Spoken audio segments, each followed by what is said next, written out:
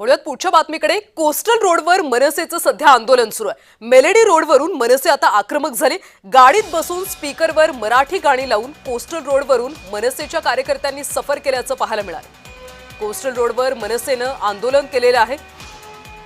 Melody रोडवरून मनसे आक्रमक झाल्याचं पाहायला मिळते। मेलेडी रोडवर ज्यावेळी वाहनं जातील त्यावेळी जय हो हे गाणं ऐकायला येणार आहे। मात्र या विरोधात आता मनसेनं आक्षेप घेतलेला आहे। मराठी गाणं का नाही असा सवाल आता मनसेने विचारला।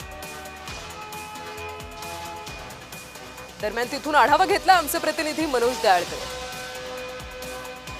जे पट्टा बसवण्यात आलेला आहे या पट्ट्यावरून या ठिकाणी गेल्यावरती जय हो हे गाणं ऐकलं जातं, पण हे याला जय हो हे न करता या ठिकाणी महाराष्ट्र गीत वाजवलं असं तर आमचा निषेध नसा असं या ठिकाणी मनसेकरांना बोललं जातं। पण या ठिकाणी आपण बघितलं मोठ्या प्रमाणात पोलीस देखील आलेले आहेत आणि पोलीस हे जे आंदोलन आहे त्यांना या ठिकाणी आपण बघितलं हे आंदोलन मिटवण्यासाठी या ठिकाणी बोलवत आहेत। आणि आपण बघितलं या ठिकाणी आता जे मनसेचे नेते आहेत ते या ठिकाणी मुख्यमंत्र्यांची देखील या ठिकाणी भेट घेणार असं सांगितलं जात आहे। व्हिडिओ जर्नलिस्ट संतोष बोराडेसह मनोज जयकर, जय महाराष्ट्र न्यूज, मुंबई।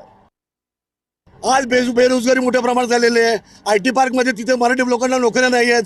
परप्रांतातली मुलं येऊन तिथं IT पार्कच्या नोकऱ्या बळकावत आहेत, त्याच्यावर काहीच बोलत नाहीत। तिथं 50% 60% नोकऱ्या दिल्या पाहिजे अशी बरेचसे प्रश्न आहेत, तिकडे तुमचं दुर्लक्ष आहे। आज वर्षा परवा पुणे मुंबईला आम्ही गेलो तर मी स्वतः अडकलो, माझी सासरे वारले होते, 30 तास गेले।